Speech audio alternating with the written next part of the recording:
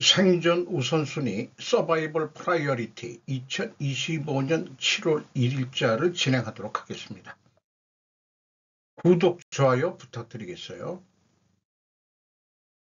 오늘 편집 내용들입니다.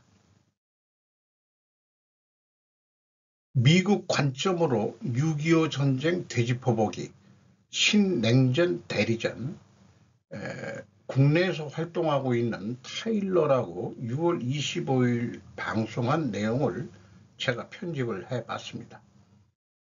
과거를 기억하지 못하는 사람은 그것을 되풀이하게 운명 지어진다는 화두로 역사가 스스로 반복한다는 설을 서론에 전개를 했습니다. 역사가 스스로 반복한다는 설에 대해서는 여러 사람들이 그동안에 얘기를 해왔는데 처칠, 마르크스, 조즈 산티아나, 스페인계 미국 철학가이면서 시인이라는 사람의 예를 들었습니다. 국내에서 개인적으로 그 말을 지속적으로 반복하는 김정민 박사도 있습니다. 타일러는 그 원인을 사람들의 본능이 달라지지 않기 때문에 역사가 유사하게 반복되는 경우가 종종 있다고 표현했습니다. 여기서 좀 더 논리적으로 생각한다면 빠진 게 무엇일까 이런 생각을 해보게 됩니다. 그래서 제가 많이 애용하는 그 충분조건 논리로 설명을 해보겠습니다. 만약 과거의 역사를 기억하지 못한다면 그러면 역사는 반복된다. 왜냐하면 인간의 본능은 변하지 않기 때문이다 라고 얘기할 수 있겠습니다. 그렇다면 이것이 근본 원인이라면 필연적으로 존재할 다른 결과가 과학적 사고방식이라고 할 수 있겠죠. 전쟁을 통한 경험 DNA는 그래서 변하지 않는다는 것은 유전되지 않는다. 이렇게 또 증거를 댈 수 있지 않겠냐. 역사 반복이 본능이라면 인간이 만물의 영장인의 본의 진화로는 의미가 없는 것인가 라는 의문을 여기서 한번 좀 내보게 됩니다. 연속해서 이데올로기 진영전쟁이라는 그 논조죠. 2차 세계대전 이후 이 세계, 자유세계와 공산화 세계가 머지않아 충돌이 불가피할 수도 있다는 생각. 6.25 전쟁 소식을 들은 미국 시민들의 반응은 어땠을까? 대부분의 시민들은 지구 반대편에 있는 한국은 인식도 하고 있지 않았다. 그러나 계층, 정치 지배층의 생각은 달랐다. 만약에 북한이 남한을 정복한다면 그러면 일본도 가질 것이고 대만, 필리핀까지도 점차 확대될 것이다. 점점 소련의 앞마당이 커질 것이다. 아쉽게도 왜냐하면 비커우즈를 추가했으면 좋았다. 내가 생각해보는 원인 가정은 이념은 전염성이 있기 때문이라고 설정해보고 싶다. 트루먼 미 정권은 공산화가 확산되기 전에 이 전쟁을 막자라는 프레임을 씌웠다. 동맹사회에서 대한민국을 지켜내야 되기 때문에 여러 나라가 연합군에 참여한 것이 아니라 사상을 지켜내고자 하는 관점이 더욱 컸다는 얘기입니다. 그래서 지금 타일러는 비커우즈를 뺐지만은 if then이라는 얘기를 합니다. 충분조건 논리예요. 만약에 한국이 공산화된다면 그러면 일본, 대만, 필리핀도 먹힐 것이다. 왜냐하면 이념의 전염성 때문이다 라고 저는 이념의 전염성을 근본 원인으로 가정을 해봤습니다. 이것이 맞다면 이념의 전염성 유지 및 아직도 다양하게 지금 그래서 벌어지고 있는 거 아니냐 이렇게 생각을 해봤습니다.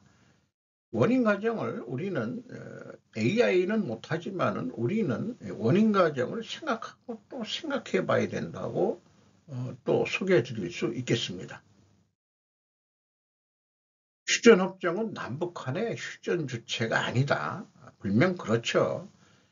이념 이데올로기는 실질적으로 전쟁터의 어떤 전략에서도 표현된다.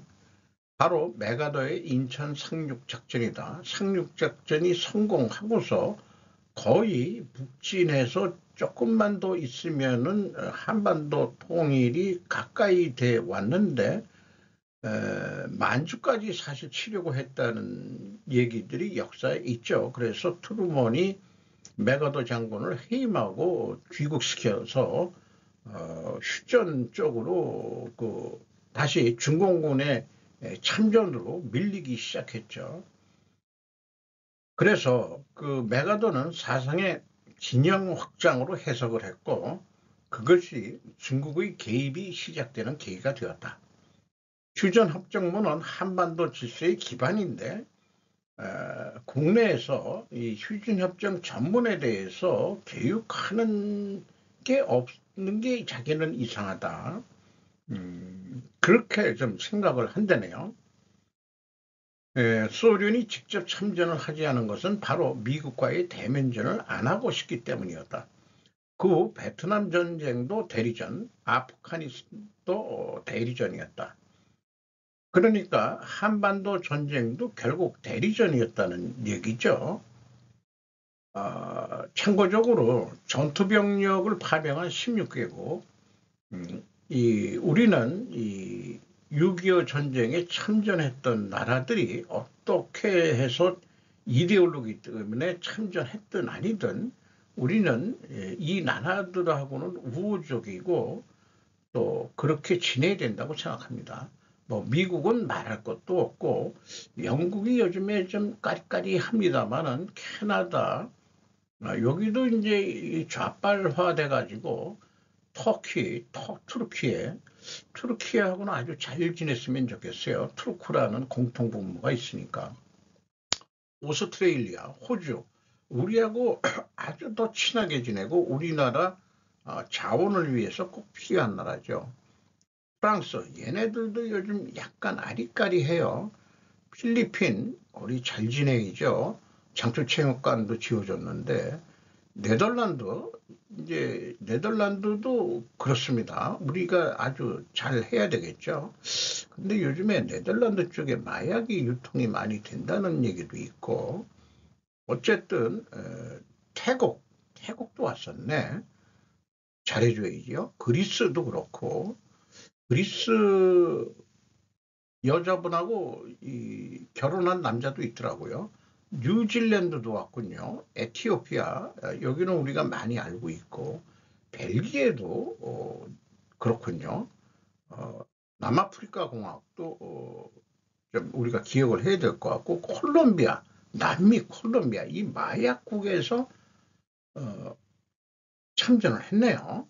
룩셈부르크, 자, 기억해야 되겠네요. 의료지원단과 병원선을 보냈는데, 인도, 덴마크, 이탈리아, 노르웨이, 스웨덴, 북유럽 국가들, 또 이탈리아도 그러네요. 대한민국이 신세를 갚아야 될 나라들이라고 생각을 합니다. 휴전협정은 남북한의 휴전 주체가 아니다. 최근의 미중 신냉전 코드는 이게 아시아 태평양 뭐 일환으로 해가지고 인도 태평양 1대1로를 대표되는 중국의 패권주의 야망을 견제하기 위한 성격이 지금 대립이 되고 있고 IMEC라고 별로 언급은 안 되집니다만은 이 경제회랑은 철도 및 해운 네트워크를 통해 유럽과 아시아 지역 간 운송 및 통신 연결성을 강화하기 위한 계획이다. 이것도 중국의 1대1로에 대한 미국의 대응책으로 간주된다라고 소개를 하고 있습니다. 그래서 이 유라시아 철도에 박근혜 정권 때 또 가입을 했죠. 실질적으로 지금 러시아 대륙 횡단 철도 말고 분명히 한국 출발해가지고 이북을 지나서 만주를 관통해가지고 그다음에 이제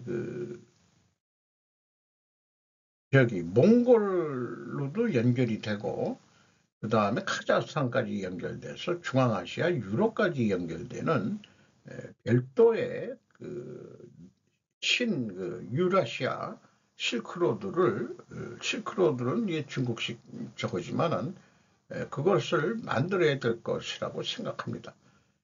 해운보다는 역시 이 동서교류의 대륙 철도가 더 좋겠죠.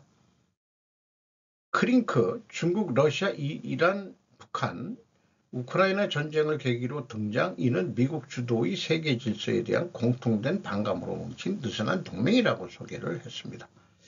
2차 세계대전의 후유증으로 유럽은 모두 초토화됐었고 그런 상황이었고 자유세계를 지키려는 국제사회 이념이 큰 역할을 했다라는 게 이제 6.25 전쟁의 어떤 되짚어보는 그런 의미다 이렇게 설명을 하고 있네요.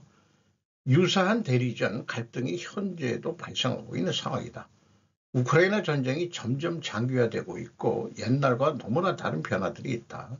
사이버전, 드론전, 해킹전 등 전쟁 방식이 다양하므로 주변 국가로 전염되고 퍼질 위험이 더 크다. 여기도 전염이라는 표현이 나오고 있네요. 거기다가 이런 심리전도 들어가고 아주 다양한 방법으로 진영 대립의 전쟁은 지금도 일어나고 있다 이런 얘기입니다.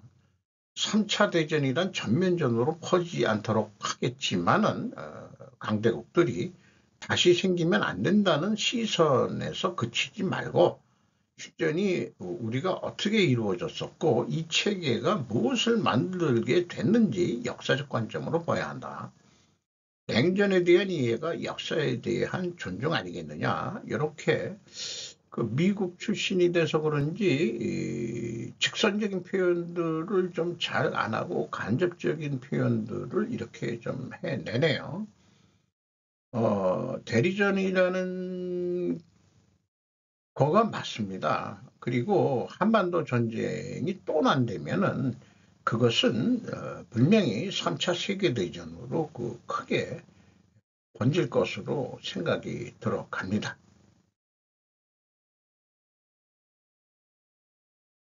주일 미군은 앞으로 수년에 걸쳐 지 권한 점차 확대가 되고 실현되면 주한미군 재검토 불가피. 조선일보 일본판입니다. 스티븐 F. 조스트 주일 미군 사령관 공군 중장은 6월 28일 일본에 주둔하는 5만 5천여 명의 주일 미군 임무에 대해 동맹의 관리로부터 인도적 지원, 재구조, 무력 충돌에 이르는 다양한 스펙트럼을 아우르는 작전의 통합, 동기화를 위해 재검토될 것이라고 말했다. 조스트 사령관은 주일 미군 사령부는 향후 수년에 걸쳐 지휘 권한을 서서히 확대해 간다고 했다.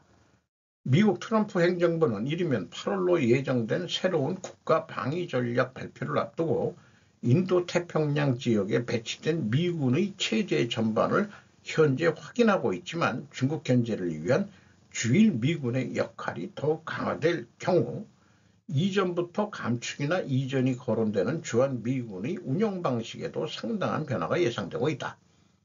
이에 앞서 트럼프 행정부는 3월 NDS의 예고 편격인 잠정 국가방위 전략에서 중국 견제를 안보상 첫 번째 과제로 삼았고 중국을 주적으로 한다는 얘기죠. 일본은 미국이 추진하는 중국 견제를 위한 동맹국 역할 확대에 부응하기 위해 한반도 대한해협 남중국해를 하나의 전시작전구역으로 하는 이른바 원시어터 하나의 전역구상 개념을 미국에 제시하고 협의를 진행 중이다. 트럼프 행정부 내부에서는 주한미군의 전시작전 통제권 이완과 동시에 주한미군 사령관은 중장 3성급이 담당하고 현재 중장이 맡고 있는 주일 미군 사령관은 대장 4성급이 담당하고 유엔군 사령관을 겸임한다. 유엔군 사령부가 현재 한국에 있는 것을 일본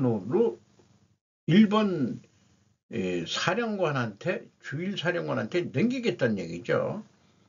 왜 이런 일들이 나오느냐 이런 얘기예요. 유엔 사령부, UNC 이전과 한미 작전 통제권이 한국 기관을 위한 논의도 함께 이루어진 것으로 보인다.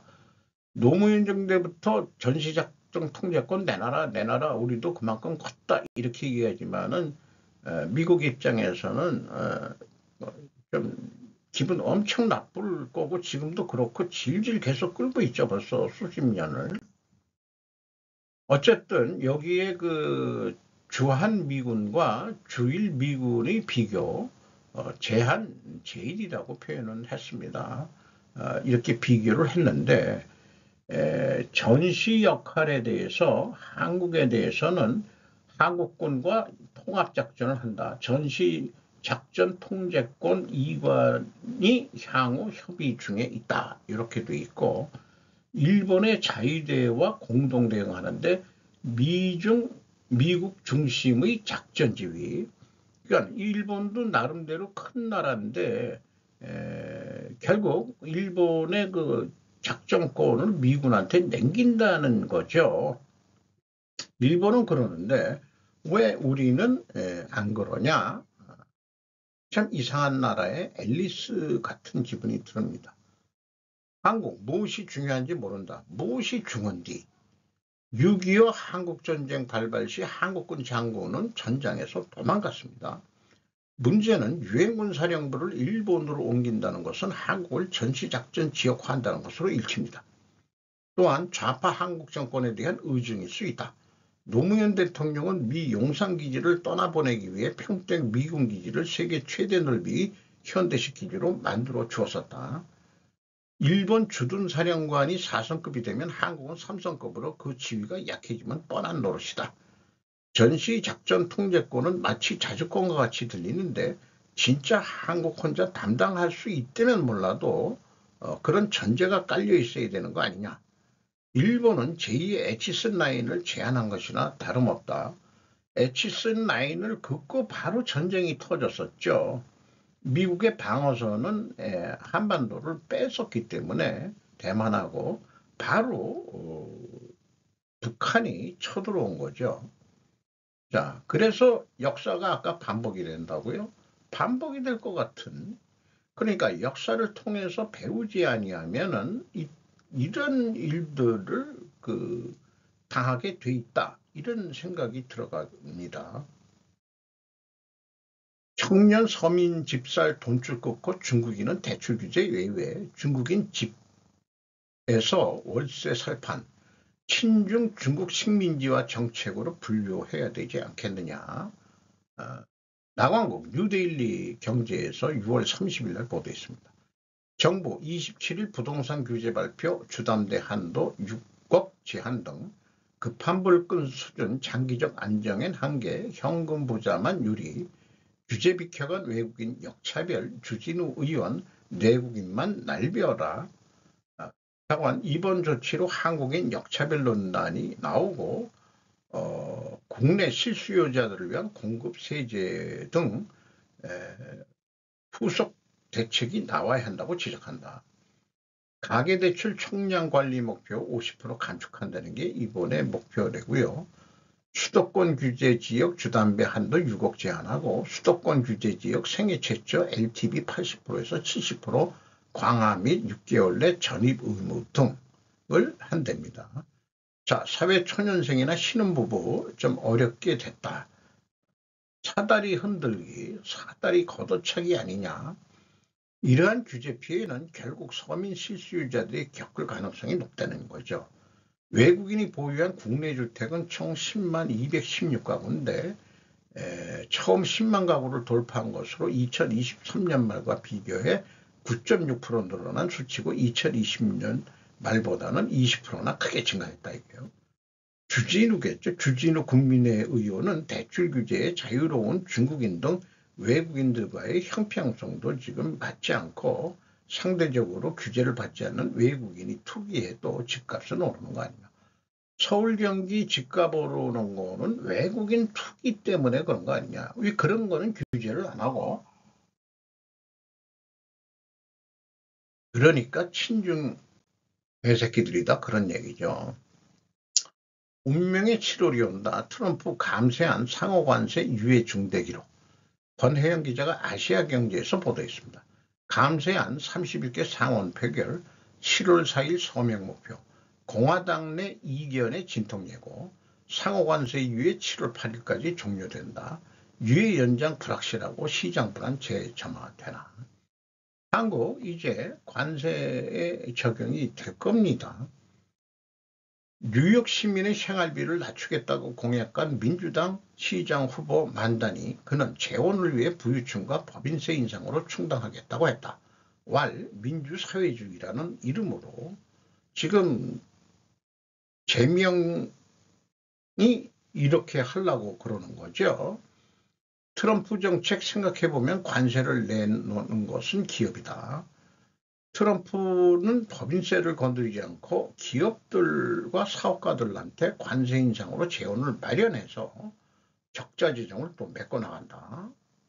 동시에 인플레도 우려가 되기 때문에 감세하는 전국민 소득세 감세를 한다는 것이다. 실질소득이 올라간다. 그러니까 계속해서 그 연방준비은행에 금리 내리라오 라고 얘기하는데 이 친구가 파월이 말을 안 들으니까, 물론 독립적인 기관입니다만은 좀 더 시간을 보겠다는 것도 맞는 얘기 같고, 어쨌든 금리 인하를 계속 트럼프는 요구하는 거죠. 즉 기업이나 부유층한테 돈을 거두어 돈을 뿌리는 게 아니고 시민들의 소비 연력을 높여주는 방식인 거죠. 나는 이것이 또 사회주의 같습니다. 민주는 부자 돈 빼앗아 빈자들에게 뿌린다인데 직접 가시적인 방법으로 전형적인 인기 전술이죠. 공화는 기업 돈 더 내게 하고 시민들에게는 그 실질 소득을 올려주는 방식으로, 간접적인 방식으로 인기가 그렇게 있는 것은 아니다. 그러나 장기적으로는 긍정적이라고 보여집니다. 그러니까 눈앞에 있는 돈, 그 민생지원금인가 뭐 25만 원이요? 그거 그냥 요즘 25만 원이 돈인가요? 쓰면은 뭐 한 달이 뭐예요? 바로 그냥 써버리면 그만인 건데, 이런 거에 연연해가지고 나라 돈 30조를 쓰겠다는 게, 그리고 국가부채 늘게 만들고, 이게 뭐하는 짓것들이냐. 물론 일본도 뭐 2만엔 급부금 주겠다고 그런 거를 선거를 앞서서 하고 있습니다만은, 미국이 그런 책상을 낼 리가 없죠. 그러니까 소득세를 없애든지 내려주는 그런 식으로 하겠다는 거죠. 자, 어느 게 날지. 소득은 계속 오는 거를, 이건 영원히 오래 가는 거 아니에요. 소득세 낮춰주면 그 이익은 계속 소득이 있는 한은 이 혜택은 계속 가는 거고, 지원금은 일회성으로 끝나는 거 아닙니까? 계속해서 그 지원금 주면 나라 망하게요. 국립조선소 만드는 일본, 미 해군 함정시장 한국 최대 라이벌로 중앙일보 일본판입니다. 니온 게이자 신문이 일본 정부와 자민당이 국립조선소를 설립해서 민간에 위탁 운영시키는 것을 검토하고 있다고 보도했다. 뭐 2차 대전까지 일으킨 나라고 해양 강국이었으니까 맘만 먹는다면은 다시 조선 강국으로 될 거라고 생각합니다. 1980년도에 도크가 무려 138개나 있는데 현재 46개까지 축소될 정도로 있는데 이걸 다시 늘크겠다 이런 얘기인 것 같습니다. 그래서 조선업계는 한국에서 선박한 건조한 선박의 국적을 미국으로 전환하는 방안도 검토하고 있고, 필리조선소 인수 이런 거로, HD 현대는 헌팅턴 잉걸스와의 기술 협력에 이어 19일 미국의 5개 조선소를 보유한 에디슨 에디슨 슈웨스트 오프쇼 이 CEO와 상선 건조를 위한 전략적 파트너십을 체결했다고 소개를 하고 있습니다. 오락가락 유연 기준은 법대로 박경민 기자가 중앙일보에서 재계가 주목하는 이재명 대통령 경제 공약은 상법 개정안 이사회 충실 의무 대상 회사에서 회사 및 주주로 노란봉투법 도입, 노동조합법 2.3조 개정, 범법을 해도 안 잡아들인다는 거죠. 사업에 대해서 포괄임금제 금지 법제화, 근로기준법 개정, 주 4.5일제, 누구 좋으라고 재벌 해체 전사에 가까웠던 이 대통령의 우크릭에 대한 야권에서 우크릭 사회주의 오세훈 시장이 그렇게 표현했고, 좋게 얘기하면 민주사회주의, 영혼 없는 C급 짝퉁 권성동 전 국민의힘 원내대표라는 날선 비판이 쏟아졌다. 이 대통령과 40년 지기인 이한주 국정기획원장은 여건이 달라졌다고 변화의 배경을 설명했다. 이 대통령이 재벌을 향한 신랄한 발언을 쏟아냈던 건 박근혜 정부 시절로 당시는 재벌의 하청업체 갑질 등 구조적 문제 해결이 시급했지만 지금은 글로벌 경쟁 심화로 기업의 생존 자체가 과제가 됐고 지역 지배구조 문제도 상당 부분 해소됐다는 것이다. 이 위원장은 1986년 성남에서 이 대통령과 처음 만나 멘토 역할을 해온 인물이다. 성남시장 시절 3대 무상복지, 무상교복, 청년배당, 산후조리원 설계를 했고 경기도지사 민주당 대표 시절 각각 경기위원장, 민주연구위원장을 맡아 정책을 총괄했다. 대선 캠페인에서 선대위 정책본부장을 지냈다. 이렇게 이 대통령의 그 실용주의 변절이죠. 변절이나 마찬가지죠. 걔네들 용어로는. 그런데 그 뒤에 누가 있느냐? 이한주 국정기획원장이라는 친구가 있다. 이런 얘기예요. 이 대통령은 철저하게 실용주의적인 사람이라면 이념적으로 행동하는 걸 염려한다면 그것이 아니다고 선을 그었다. 유연한 변화에 대해서 움직이는 경제의 하나의 고정된 관념은 되레 어리석다. 이렇게 얘기를 했대는데요.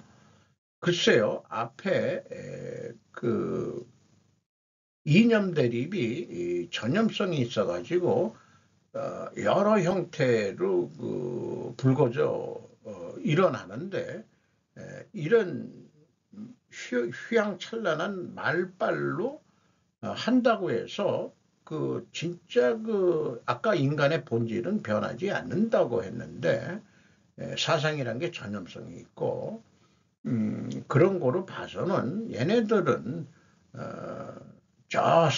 뇌 속에 있는 거는 변하지 않는데 겉으로만 위장 전술인 것 같다 이게. 그러니까 제 생각에는 위장 전술로 보입니다. 그래서 이재명 정부 인사검증이라고 뉴스파타라고 제가 별로 좋아하는 유튜브 방송은 아닙니다만은 일반 언론 매체들이 인사검증에 대해서 별반 강하게 다루질 않으니까 좀 후보자들을 좀 세게 비판하는 게 눈에 띄더라고요. 뉴스타파에서 6월 12일 날 했던 거예요. 이한주 국정기획원장 보부 30년 부동산 투기 의혹. 위성락 국가안보실장도 그의 가족들이 일반 서민들은 엄두도 내기 힘든 방식으로 부동산 불로소득 축적해 온 사실 보도한 바 있고 투기 근절 주장 이한주 국정기획원장의 30년 부동산 투기 의혹에 대해서 언급을 했고 이한주 위원장은 어린이날 10대 두 아들에게 부동산 선물을 했다는 거 언뜻 본 것 같습니다. 시민사회 국정운영 투명성, 신뢰성 확보 위해 인사기준 공개해야 목소리가 나오고 있다. 도대체 이한주라는 친구가 어떤 친구인지 그래서 이렇게 생겼어요. 많이 처먹어가지고 얼굴이 돼지같이 팍 퍼졌는데 젊었을 때 사진은 이만큼 살이 안 쪘는데 먹고 살기가 편했는지 이게 살이 팡팡 오르고 있네요. 이 나이 이때 정도 되면 좀 살을 저처럼 빼야 건강을 유지할 텐데 김정은이 같이 살이 그냥 팡팡 오르고 있네요. 그래서 피를 찾아보니까 56년 11월 27일생이고 서울특별시 56년생이면 지금 70입니다. 우리나라 나이로. 경북고등학교 공부 잘했네요. 다들 그 좌빨에 있는 애들이 공부들을 잘해요. 서울대학교 자연과학대학 생물학, 서울대학교 대학원 경제학, 석박사 국내 출신이군요. 그래서 이력이 그 가천대학 쪽으로 상당히 있는데 뭐 민주연구위원장 뭐 이런 것들이 저는 그 친중으로 이 자금이나 뭐 이런 등등이 중국 돈이 들어간 거 아니냐는 의혹을 또 가지고 있습니다. 56년생이면 나이가 70인데 10대 두 아들에게 라면은 손자뻘입니다. 사실은 70에 10대 손자가 아니 그 아들이 있다면은 근데 그래서 이 친구가 언제 결혼했는지 취재해 보면 어떠하냐 그 뉴스타파 얘네들 여기에 뭐 임선웅 이런 기자 뭐 이런 이름이 나오는데 얘네들은 그런 거를 해가지고 그 여자가 어떤 여잔지 아니면 재혼을 해가지고 난 건지 아니면은 진짜 못 살아가지고 그 열심히 해가지고 아주 늦장가를 간 건지 지금 70에 10대면은 언제까지 돈을 벌 수 있는지 모르지만은 자관 늦아들을 뒀단 얘기예요. 나는 이게 궁금해요. 그 당시 56년생이 결혼 안 하는 거는 못 가는 것은 병신이나 못 갔습니다. 돈벌이 뭐 월급만 하더라도 여자들이 취집을 오는 정도였는데 제가 이 친구보다 나이가 많습니다만은 좀 이상하다 이거예요. 그러니까 지금 할배가 한 10년 어린 그 재명이를 뒤에서 조종하는 애다 얘가. 그럼 얘를 갖다가 조종하는 애는 누구냐? 그게 저는 또 의구심이 들어가네요. 어쨌든 서울대 들어갈 때 이과나 뭐 이런 데 못 들어가고 의대 뭐 법대 이런 데 못 들어간 애들은